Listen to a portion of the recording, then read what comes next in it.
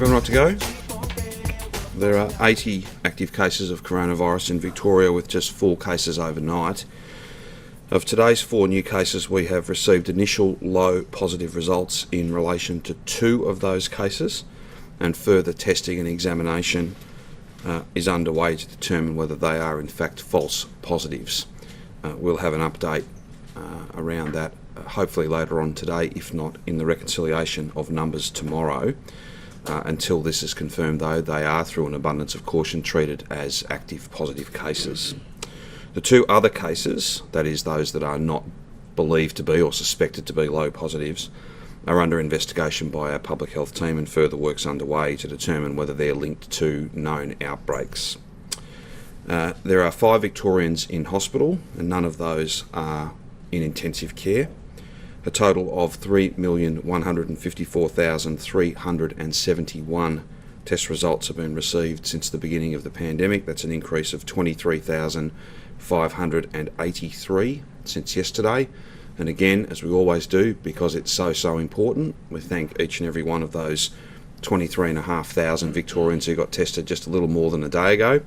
That is a very strong number and critical to us having the most complete picture of where the virus is and to stop it spreading any further. If you get tested quickly, as soon as you have a sense of those symptoms, then we can wrap a public health response around you and your family to keep them safe and keep every family safe, because it stops you unwittingly spreading the virus. The symptoms can be very mild. Even the mildest symptoms should prompt you to go and get tested. There's more than 200 sites. We'll even come to you if you need a test in your judgment and you can't get to a testing site. Nothing is more important, arguably, than people who have got any symptoms at all getting tested, and getting tested really fast.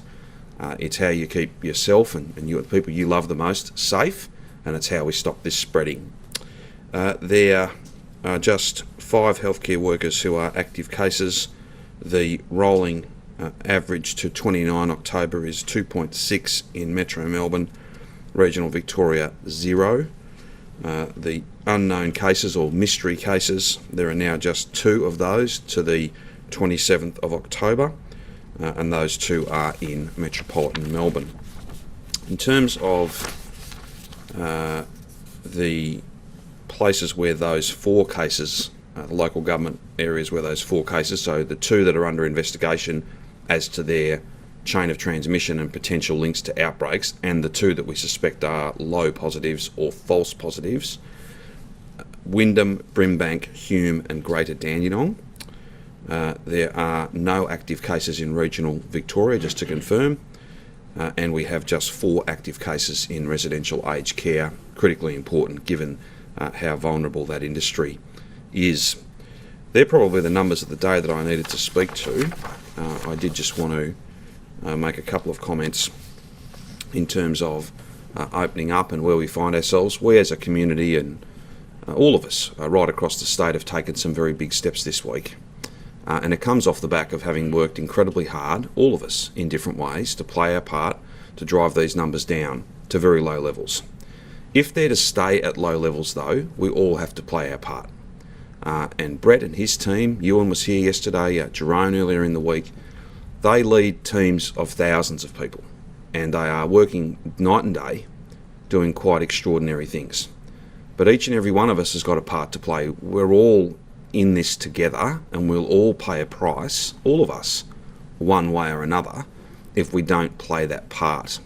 So following the rules, and I know the rules are not fun, but they're there to keep us open. They're there to keep us safe. And if we all play our part in lots of small ways in making good decisions, smart decisions and safe decisions, then we will be able to take another step next weekend, and we'll be able to take further steps after that. And we'll get to Christmas, and it'll be much closer to a normal Christmas than it might have been. Well, indeed, it'll certainly be a much more normal Christmas than it will be if we don't all play our part. So whether it's washing your hands, coughing into the crook of your arm, not going to work if you've got any symptoms at all, instead getting tested as soon as you've got those symptoms, all the way through to a cafe owner making sure that tables are appropriately spaced, making sure that you're keeping a record of everybody who's coming into the shop or the store. All of those things, making sure that if you work at a cafe and you feel ill, you don't go to work. All of these things, they can seem very simple and very small, but they all add up to what we've built. Something that's precious, but something that is fragile. And we all have to play our part to protect it, to safeguard it, and to make sure that we don't have to take any backward steps. This is not I'm not speaking of anything specifically. I'm just ahead of the weekend. I'm just reminding people that whether it's all those examples I've used or literally hundreds more, but particularly at a very personal level, visitors to your home, it's one visiting event per day. And I know that's challenging, but if we want to keep doing that and not be locked down again and unable to see the people that we love, then we've just got to keep vigilant. We've just got to keep doing this. We have to be, as a community, as stubborn as this virus. It's not going away. It spreads rapidly. It spreads silently. We've come so far and done so much that we just have to safeguard that. We just have to safeguard it.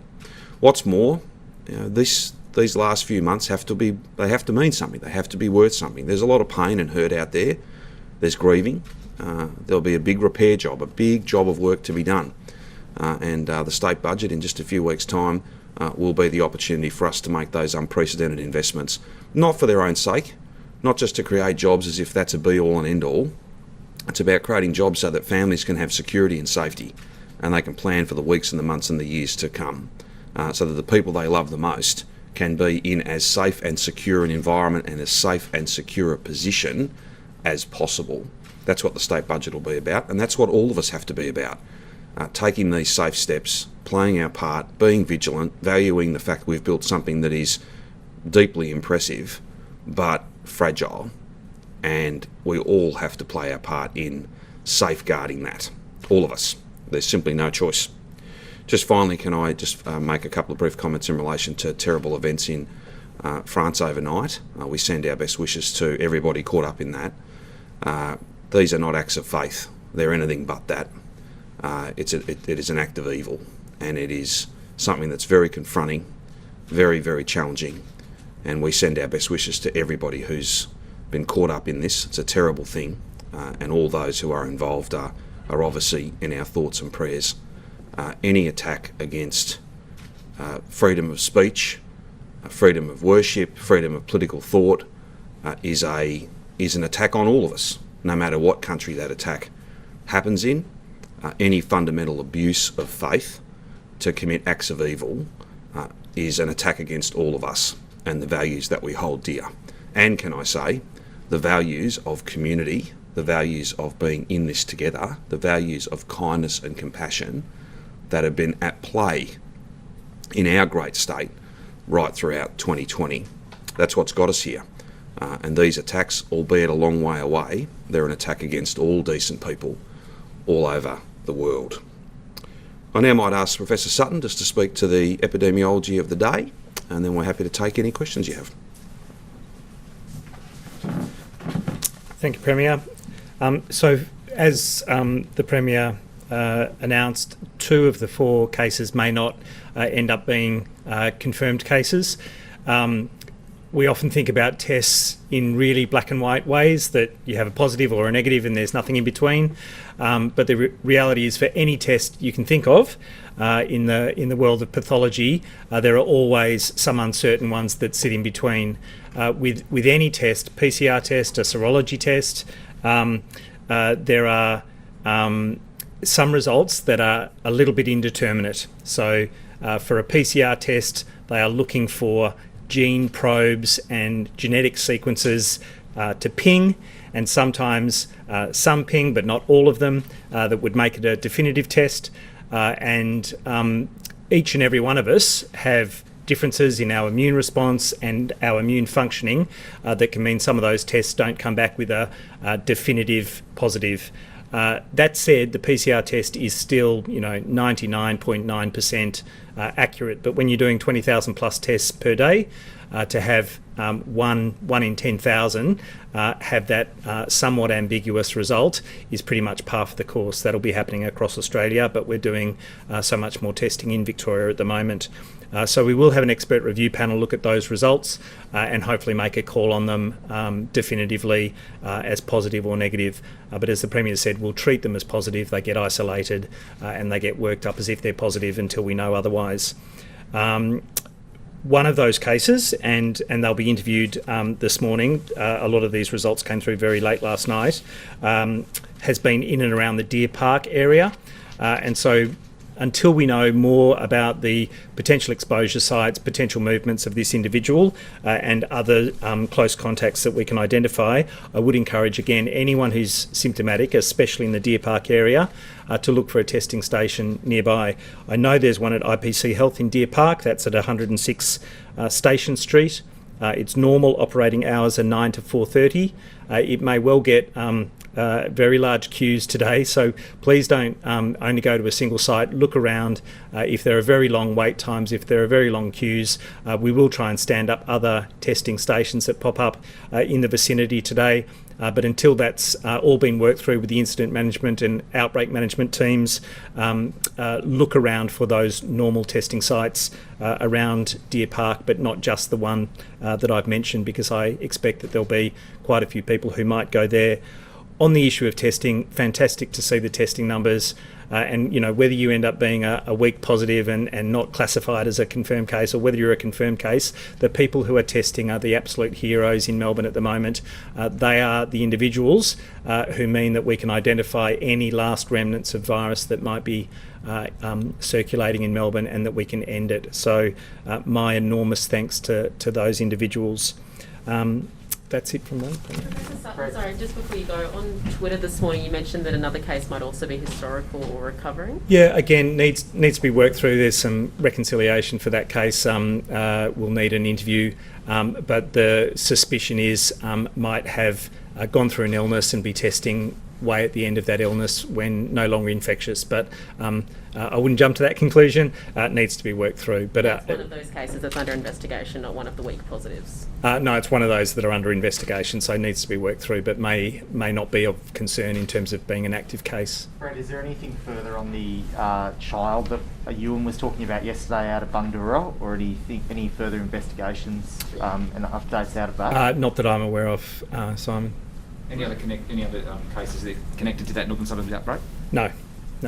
And again on the testing front, fantastic response. There'll still be just a few to come through of the primary and secondary close contacts, but there's been such a great response there. Is that outbreak?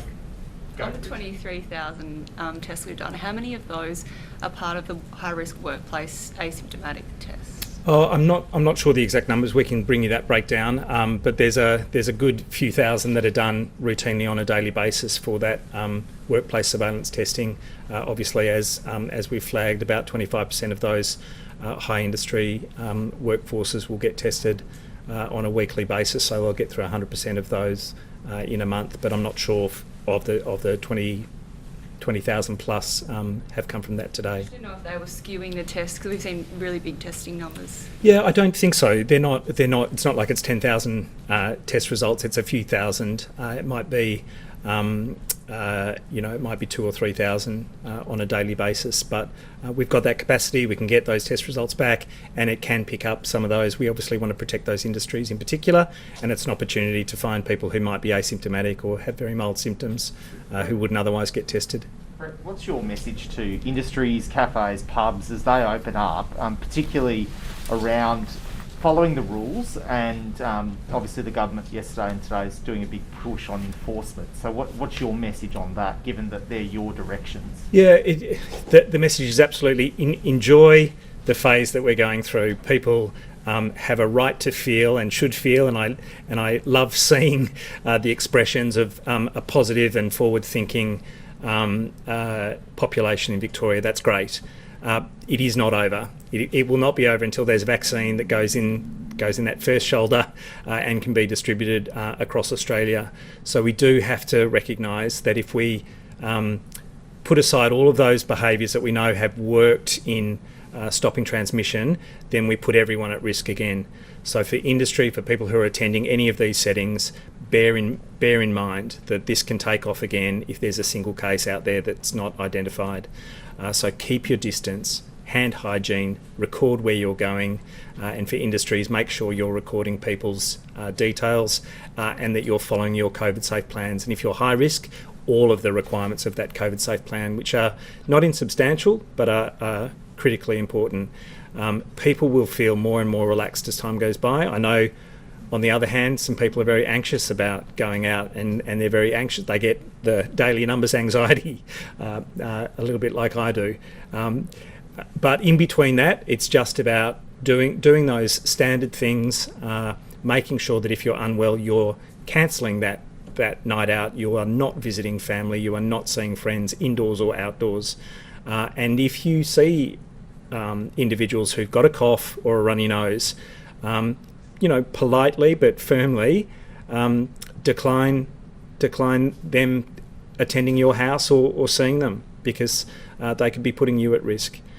So they're really important things. We will be watching these industries. We need to, because if people are cramming inside in an indoor area, not following the density quotient, not following the distancing and hygiene measures that we know are really important in reducing risk, then they're putting everyone's health at risk, and it's only right that we should pull them up on it. So it's Professor really a Sutton, collective, just to follow up, there's really a collective responsibility. Oh, absolutely. Because, like you were just saying then, if you've got someone coming to your house with a runny nose and you want to turn them away, I mean, that's a bit tough. That's a tough spot to be in, isn't it? Because you don't necessarily want to be the police or dob someone in, but No, and it's not about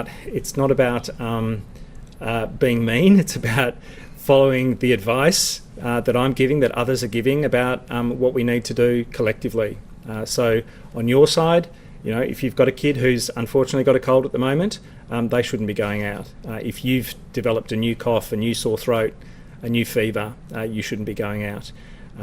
But everyone needs to play their part. I know people have flagged issues of ventilation. I think that applies in households as well. I might make a video on it to give a little bit more detail, because that's a really important measure. So opening windows and doors, weather permitting, if you're having another household visit your house within that 25k, that's an important risk mitigation as well. Professor Sutton, as we begin to open up and people become more complacent, move around, just how great is the threat of a third wave? Look, I think it's minimal, but I don't want to say it's zero, because it will not be zero for any of us in Australia until there is a widespread use of a vaccine that's effective. So we do have to just have that awareness ongoing. The mask wearing is part of that. I was privileged enough to see Dr. Anthony Fauci on his call with University of Melbourne. He was absolutely praising Melbourne's attitude towards face masks, and he wished that it could apply more broadly in the US. He said it's become politicised. It's become a bit of a mark of where you sit, and he just thinks it's good public health practice, and it's fantastic that Melbourne's taken that on so strongly. With regards to the QR code check-in app that's due to be done in a few weeks, I believe New South Wales is aiming for around 3 million downloads. How many downloads would you like to see in Victoria? Oh, look, as many as we can possibly get. I'm not. Target, though? Sorry? Is there a target though? Not for me personally, but DJPR are focused on the rollout, and I'm sure they'll have their own targets in terms of what's feasible and practicable over the next few weeks, but of course I'd like it to be maximised to the fullest extent. We've seen a lot of people. Sorry, I've just got one more. We've seen a lot of people who've been going to restaurants and cafes, and not everyone has been asked to hand down their details as they should be. Should there be a marshal at these places to ensure that it is done? Oh, I think the managers in these places are effectively the marshals. They need to make sure that those details are captured. And because they're ultimately responsible for that. But as individuals visiting as well, you should play your role and ask for it. If you haven't seen a place where you can record your details, then request that you should. Brett, personally, how do you feel seeing images of people who do appear to be back to back at cafes and all of that, and not following social distancing restrictions in in venues. How do you feel personally seeing pictures like that? Look, I'm mostly happy that we're going towards a more normal way of life. It's been such a tough journey.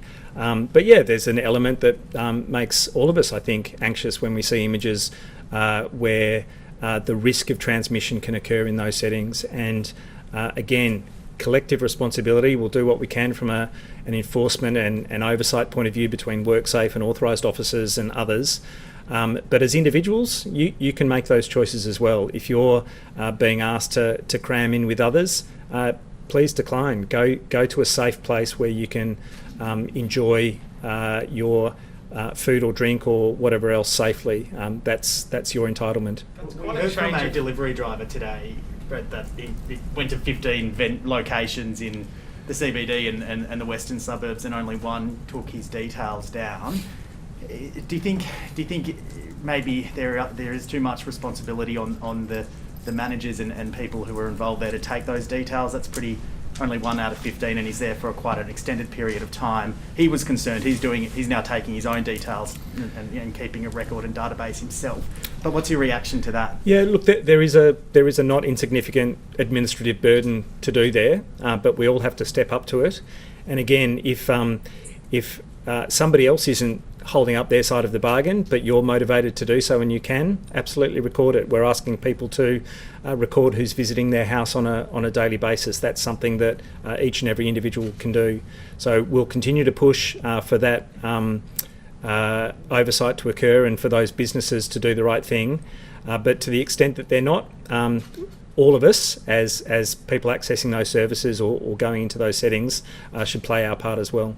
The approach that we've had throughout this second lockdown, we've had fines that have been increased up to $5,000 for breaking rules and things like that.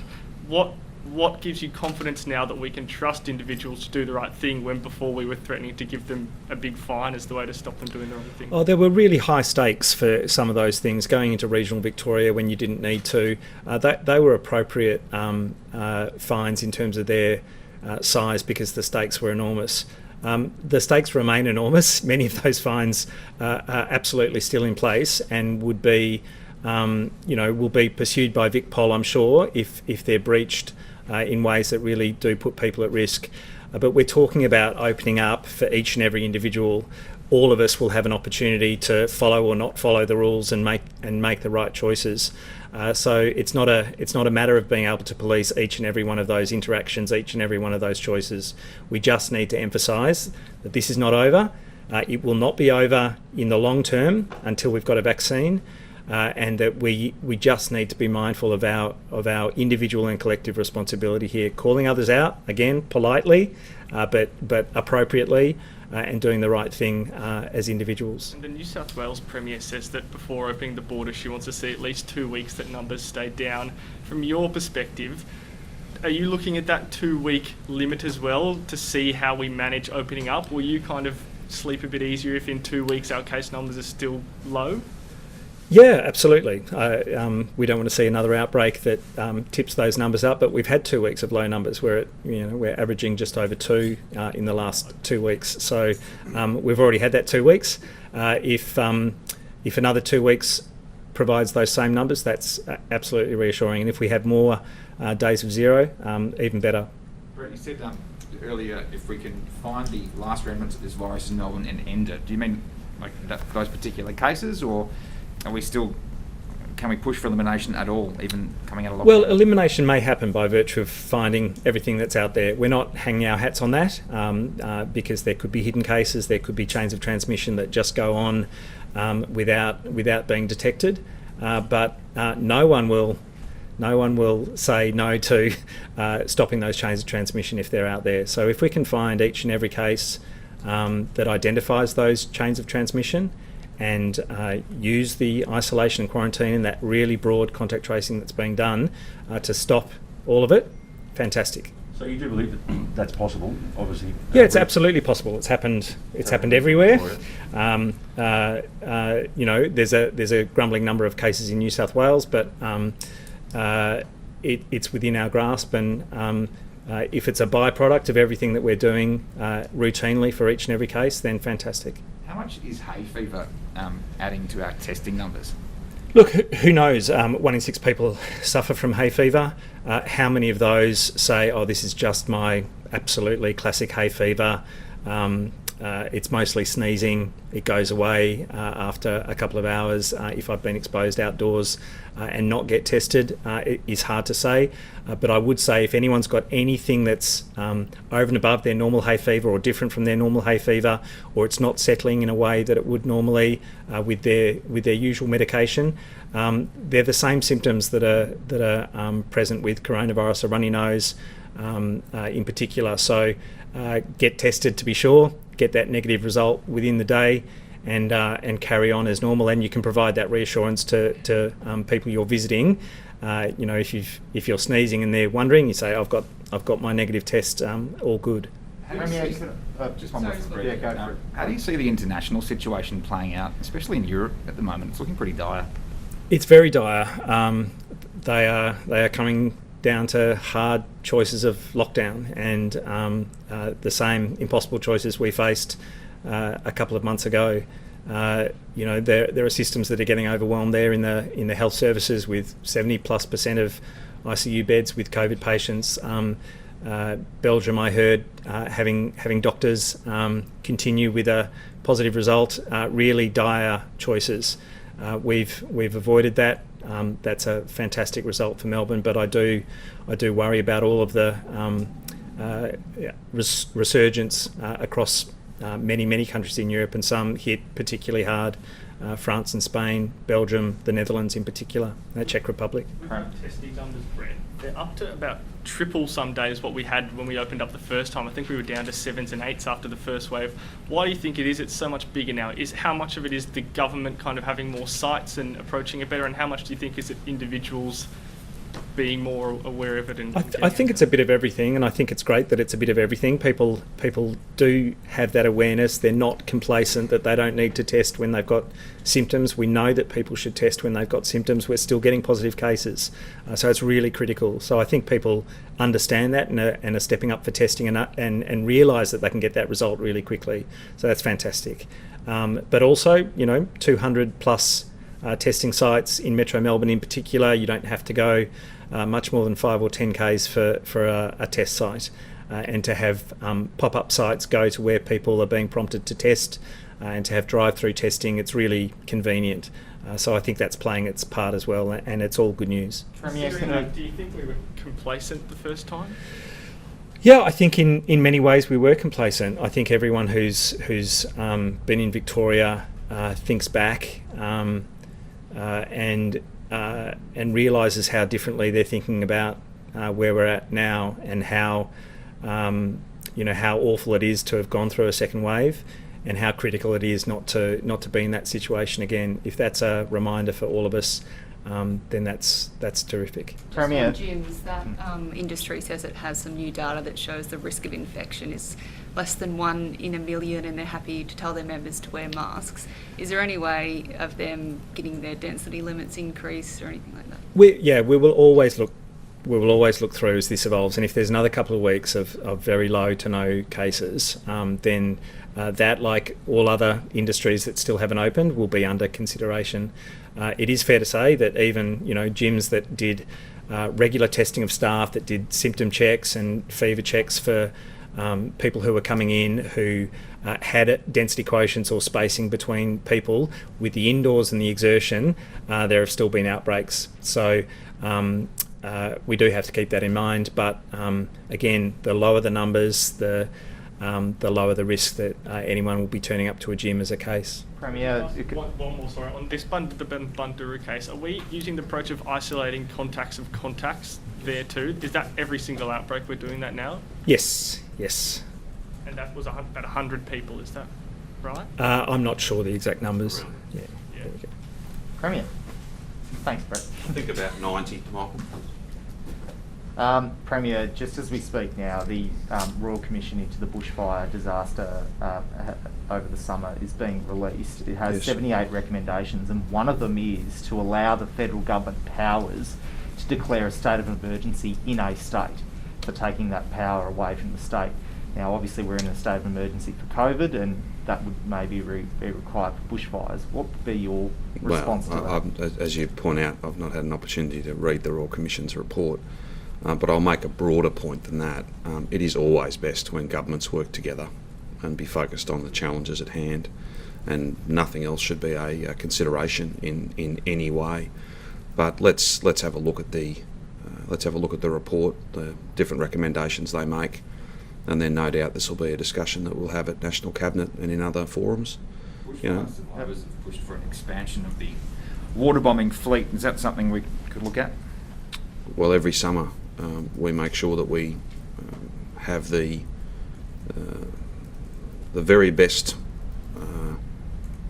equipment, the very best machinery, the very best of tech anywhere in the world, as well as the quantities of those machines that we need. So whether it's fixed wing, rotary, with the forward-looking ultraviolet cameras, the notion of being able to, infrared I should say, being able to do water bombing at night, for instance. That's been a feature of firefighting in Victoria the last season, or certainly last season. I'm not sure whether we might have done a bit of trialling of that the season before. We're always looking to have more, but also better kit, if you like, so that our career firefighters, our volunteer firefighters have got everything that they possibly need. And I think there's a great opportunity out of this tragedy and out of the Royal Commission process to be a much more, if you like, supply secure firefighting effort. I think there's some products that we shouldn't be importing, we should be making them right here, and I think Victoria is very well placed to be able to do that. The notion that fire seasons are getting longer and more dangerous on both sides of the world, so the notion of us having to, in recent years we've done some things we've never done before. We've had to compete with the Northern Hemisphere for some of the machinery and equipment because we've had fires at almost the same time. Their fire season running late, our fire season having come very, very early. So the more we can do and be as self-sufficient as possible, and I think that there are some settings in Victoria that lend themselves just naturally to that, whether it be manufacturing, basing, whether it's choppers, fixed-wing bombers, we are absolutely ready to play our part in that. But I don't think it's unreasonable that I have an opportunity to have a read of the report. On enforcement of COVID rules, Yes. can you just update us on who's out there going door to door with businesses? So there's a range of authorised officers, others from the Department of Jobs, that are working very, very closely with individual businesses. That's normally on a sector-by-sector basis because there are different risks, different challenges, and indeed there's different rules. WorkSafe does play a part, much more less public-facing, more about inside the actual workplace from a occupational health and safety point of view, but good OH&S means good public health, given how rapidly this thing spreads and the fact that workers go home to families and families then go to work, and we're all very familiar with that kind of pinballing between high-risk workplaces and large households. And then, of course, Victoria Police are out there from a public order point of view. These rules are important, and if you're enjoying the fact that you can have a coffee that you didn't have to make at a cafe, or if you're enjoying the fact that you can go and have a glass of wine or a beer, and if you're a business that's pleased to be open, then all of us have to play our part in staying open. All of us have to play our part in taking down names and details, in keeping people spaced, in making sure that as staff members we don't go to work sick. As the boss, we don't have anybody working a shift that is unwell. All of those rules are about keeping us open. They're not about closing the place down. They're about keeping us open and keeping us safe. And we just have to keep going. We can't now, after all that we've done, we can't now let our frustration get the better of us and get to this place where we say, well, look, I desperately want it to be over, so I'll pretend like it is. The vaccine is not here, and we don't know when that vaccine will come, and we still don't know what the nature of that vaccine will be, whether it protects some people and not others, whether it protects people for a short period of time or a longer period of time. You know, all of this is still up in the air. We've got to control the things we can, and that is our own choices, our own behaviour, and the seriousness with which we take this deadly virus. If we all keep doing as we've done, then we will keep these numbers low. If a vaccine doesn't come, do we live with some sort of restriction for indefinitely? Well, we'd certainly hope not. the point I'm not casting doubt on whether a vaccine will ultimately arrive or not. I think there's a pretty broad consensus that they'll get there, whether it's a therapeutic or vaccine. But the nature of it, how it'll work, and who it works on, and for how long, plus of course timelines around you've got to make it, then you've got to actually get it out throughout the Victorian community. All of that takes time. It's not coming next week. Despite some commentary about it being here very soon, it's not coming next week. It is some way off. And having built a set of numbers that are being internationally recognised, and that's not to in any way diminish the pain and the grief and the healing that will be necessary this year and next year, but people should be proud across Victoria of what they've built. But the thing with precious stuff is you need to value it, you need to cherish it, you need to make sure that you're playing a part, every single Victorian's playing a part in keeping these numbers low. And it does get down to really simple choices. And, you don't have to be a mathematician to work out. Millions of Victorians making dozens or even hundreds of choices a day. There's lots of points at which this can go wrong. And that's why it's on the government, but it's on every family and every individual and every business owner. It's on everyone to keep these numbers low. Just on COVID cleaning. Yes. Premier, are you concerned by what's been uncovered by IBAC, that a cleaning company engaged by V-Line and Metro to undertake deep cleans in trains may have been compromised and been allegedly bribing the chief executive of V-Line, who has since been stood down and sacked? Yes, I am concerned about that. They are serious matters. And I've sought reassurances that we have got only the highest standard of not just contracts, but we have actual cleaning going on. Victorian taxpayers have, and public transport users, should expect nothing less. And I've been given those assurances. As to what's gone on here, that is, as you know, being actively dealt with by IBAC, and I'd have absolute confidence that IBAC will get to the bottom of that, and we'll see where that goes. The board has taken some steps against two people, which is not exactly this issue, but it's linked to it, and that is, I think, the appropriate thing to have done. And why did it take so long to remove this person from their commission? But I'm talking about the V-Line CEO specifically. Is there a problem that this hasn't come to light earlier? Well, look, you would prefer this sort of conduct, which is alleged at this point. There's no findings yet, but this sort of conduct, as alleged, you'd always prefer that it didn't happen. But that's why you have integrity bodies to go and find and make sure that if there are issues, they get dealt with, and we should let them continue their work. They're certainly getting on with it, and they're doing a very good job. So we'll wait and see where that lands. Ultimately, the fact that we are having a discussion about this means that it has come to light.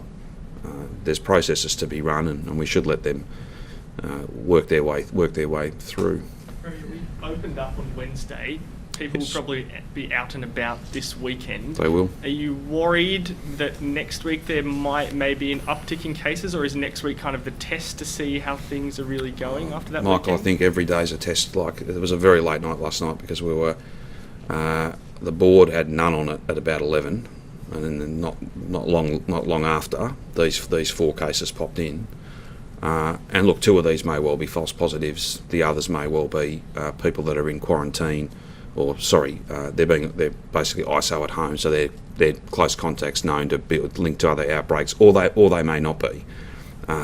Even at 4, that is a relatively low number, but every day is important, and every day the numbers are very carefully watched and considered by everybody involved. So I think it's not going to be a point where I'm particularly concerned for a period of time and then suddenly I'm not. I think we're going to have to be, the nature of being vigilant is that every case, every day, will be critically important until we have the ultimate thing for this, and that's of course that vaccine whenever it might turn up. But the first weekend after we've opened Oh yeah, up, look. and So the weather as looks I good, said off that- the top, yeah. Look, Long weekend probably too. It's special status, is it as not? I said off the top, the rules are there to keep you safe and keep us open. So if you, in your individual choices, and many of those are made behind closed doors, if you make bad choices, then you put at risk everything that you've built and everything that every Victorian family has built. That's not smart, and it's also not fair. So I just appeal to people: enjoy the hard-won freedoms within the rules this weekend, don't put them at risk by letting a sense of frustration or a sense of complacency convince you that it's over because you want it to be. I want it to be over too. But it will best be over if we just stay the course. And that's exactly how we got to this point.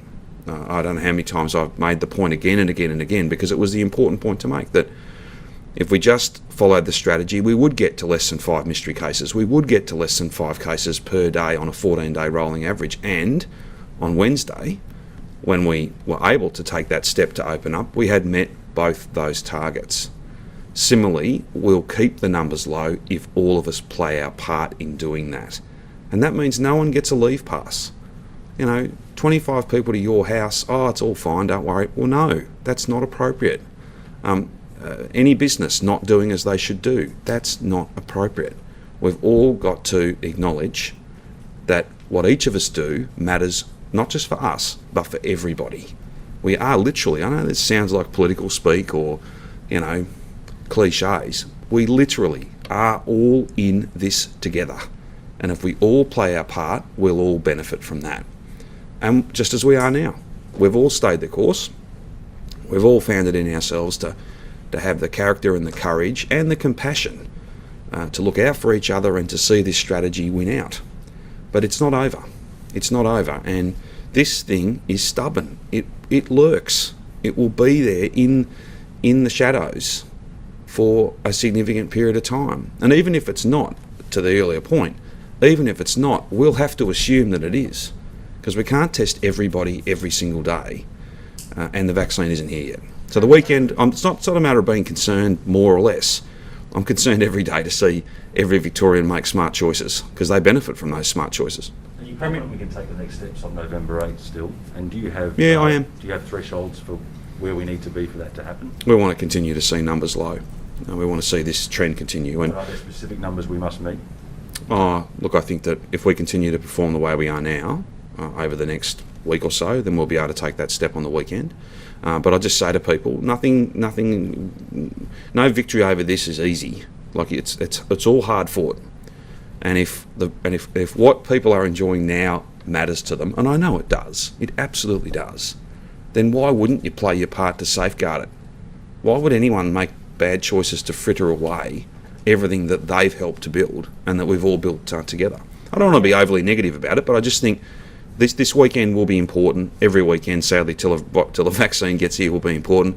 But let's all just play our part, do the right thing, and then we can continue to enjoy all those freedoms that we've been craving, all those things that are so important for livelihoods, for that sense of security and certainty, and all those things that that are much closer to normal than we've been pretty much for the whole year. People in Melbourne, Premier, can now go to Singapore but not to Phillip Island after the Singapore government widened its travel bubble to include travellers from Victoria. What's your response to that?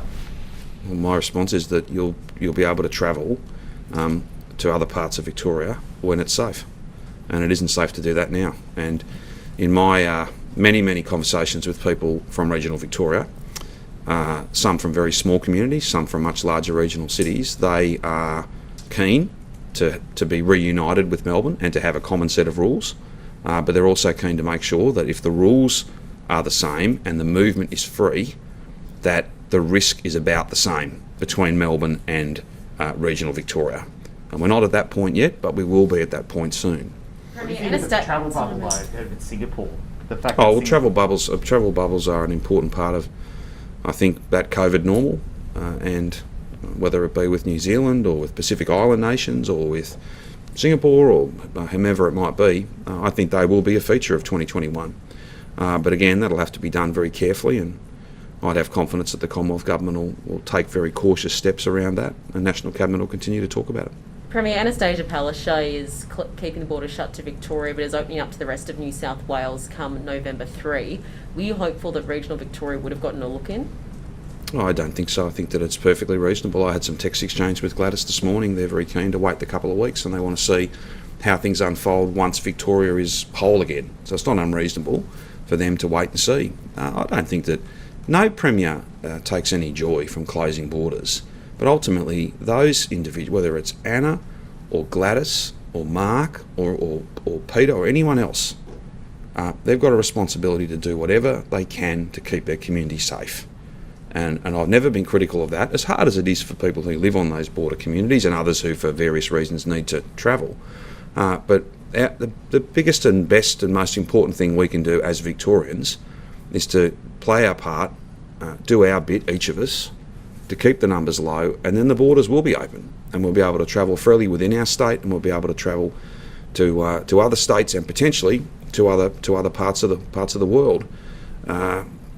I've got no criticism of those who've made those choices, and I'm confident that there'll be a logical, sequential, evidence-based and data-driven and epidemiologically driven approach to opening up those borders. But we've always said, thousands of times I would think, that the cycle of this virus is not a day-by-day thing. It's 10 to 14 days, and it's not unreasonable to wait and see how things evolve, how things unfold.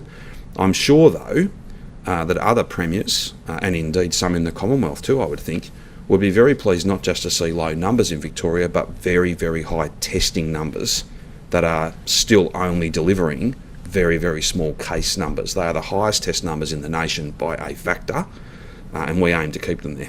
Community clubs, questions, please. They're saying that the picture isn't so rosy for them. 75% can't offer outdoor dining.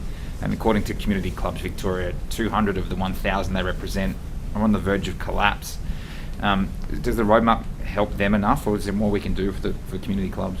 I'm more than happy to have a conversation with Leon Wiegard and others who I think represent that sector, if my memory serves correctly. There's some perhaps some things we can do. We're more than happy to sit down and try and work through those things.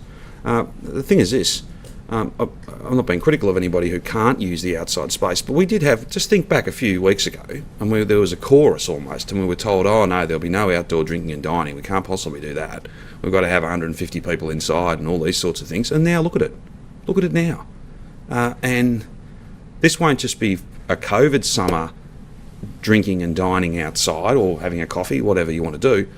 It'll finish up being a feature, I think, of the summer period each and every year. And we will make much better use of space that has been to a certain extent wasted, or at least not utilised to its highest value. A few car parks gone, tables and chairs in, looking at some public space too, parks and things of that nature, some laneways that have literally no traffic, but can provide not something that's that different. It's just an expansion of our unique food, wine and coffee culture. That's all about jobs. So we're always happy to work through things. And if there's a need for us to engage with community clubs more, we absolutely will. Premier, on borders, the New South Wales Premier said yesterday that our lack of a overarching QR code system was an example of their ongoing concerns about contact tracing in Victoria, and that could potentially push the border being opened back. What do you make of that? No, I wouldn't infer that at all. I won't go through the text messages I've had with her this morning, but she, I think, was prompted to send me a text message because she was perhaps a little concerned that I might get the wrong impression about our partnership by looking at some of the news reporting of what she'd said yesterday. We are working very closely together, and all she wants, and she's confirmed this for me again this morning, Premier Berejiklian's only ask is that she gets given a bit of time to wait and see how things unfold. And I don't think that's an unreasonable thing. That's not an unreasonable thing at all. On QR codes we'll get there, but it's got to be done right. It's a little bit more complex than people think. People have to have confidence that it's going to work, and confidence that it's only there for the purposes of public health. We'll make some further announcements about that soon. And I would just note, and this is again in no way a criticism, it's just a fact, New South Wales have only moved to the kind of final instalment of their QR product. In fact, they're in the process of doing it now. We will get there, I expect, at the same point in that opening up journey.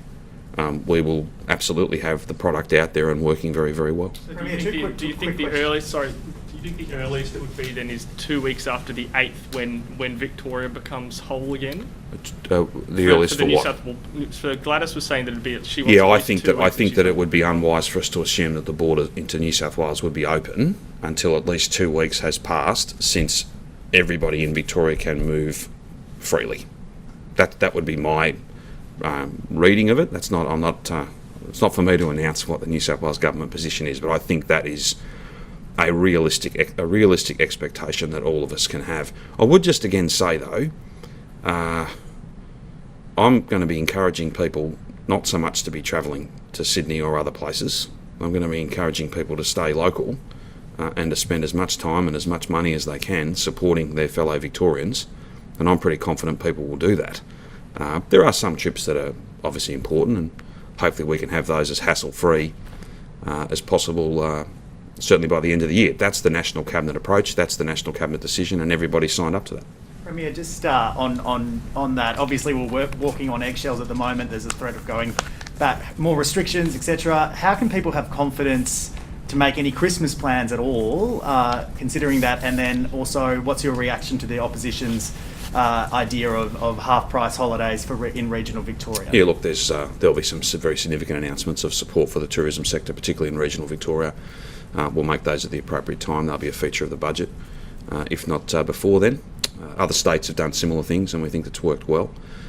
We've provided very significant support to regional tourism businesses, particularly those who had to cancel bookings, and that not only supports them as employers, but it also supports people who had made bookings. We want these providers to be there and be viable to be open up again, and they are open now, obviously for people within regional Victoria, and hopefully very soon we'll be able to have a situation where, basically next Sunday, so not this Sunday but the Sunday after, Ring of Steel comes down, 25 k's goes, people have got that freedom of movement. That's really important for that sector. And now I'm sorry, I've forgotten the first part of your question. Confidence going into Christmas. Christmas, look, all of us, if we make those choices I've been talking about, those personal choices, and I fully accept no one's perfect, right? There'll be people slip up, it can be tiresome, it can be frustrating. Everyone wants it to be over, absolutely. But when that's not the reality you confront, you can't pretend. We all just have to keep making good choices. And there's a very significant reward for that. There is that ability to go and have a coffee, the ability for your friends and family, or even you yourself, to have your job back, to be back working again, the ability to begin to repair the damage that this pandemic has done to us. That's only possible once you deal with a health issue. So I think people can be confident, but we have to be vigilant. Confident, but we just can't allow ourselves to pretend it's over because we desperately want it to be. That's not on the table. I'm doing everything I can. We are all working night and day to have a COVID normal Christmas, but we can't do it on our own. Victorians have to help us build that and safeguard what we've already built, which is an internationally significant set of numbers with a lot of pain and a lot of hurt. That's worth something. It's so valuable, and we all just have to invest in it by the individual choices we make. Are you expecting to make that announcement about the next step on next Sunday or before that day? I'm not sure yet. I think it's a fair bet to say it'll be on Sunday, because we always try and wait to get as much data as we possibly can and to make sure that the trend is as if you like, contemporary as it possibly can be. But they are very significant steps in a number of different sectors, and they're significant steps very much at a personal level, the ability of people to be able to travel further, and indeed the ability of people to move much more freely between regional Victoria and metropolitan Melbourne. I know that'll be very important for a lot of people at a very personal level. On the Bundoora one quickly, those 90 or so contacts that are isolating, Yes. Are they all getting tested, and when might we get the results for those? Let me come back to you. I'll get you an update. I haven't got an update on that this morning, but we had a number of children who had been at the childcare centre. I think that was about a dozen. We'll have all their results back now, because we had 8 of the 12 yesterday. There were 4 staff members, and I think we had 3 of the 4 staff members tests back yesterday when we stood up, so we'll have that last one by now for sure. And then the rest of them are household contacts. And people will be released from the restrictions that have been imposed on them at various points, depending on whether the person that connects them to the case tests positive or negative. Other close contacts have to wait for the day 11 test, regardless of what other people test. But it is an approach that's working very well. We're very grateful to the many hundreds of people over these last few weeks, probably thousands when you add them all up, who, as a result of various outbreaks, have, through a really precautionary policy, They've stayed away from other people. They've stayed at home. It only works when people do that, and I'm deeply grateful to them. If there's more we can put in the show release later today, we will. Any other issues? If not, I will not see you tomorrow. The Minister for Health will conduct the daily briefing, and I'm sure you're all very pleased to hear that Buried the news. lead there from you. Thank you very much.